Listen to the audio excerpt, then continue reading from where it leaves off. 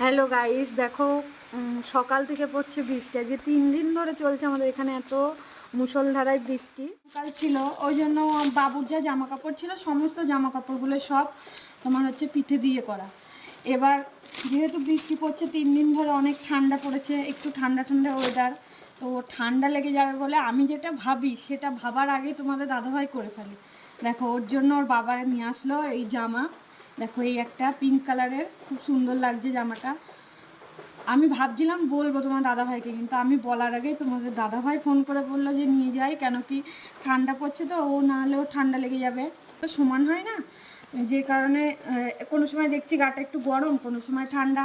তাই তোমার দাদাভাইকে বললাম একটা থার্মোমিটার নিয়ে আসো, যেহেতু জ্বরের ওষুধ আছে, কিন্তু 100 না পার হলে ওকে ওষুধটা দেওয়া যাবে না। না জেনে আমরা তো আর ডাক্তার না যে হাতে হাত দিলাম আর হয়ে গেল যে জ্বর মেপে নিলাম। ওই জন্য তোমার দাদাভাইকে বললাম একটা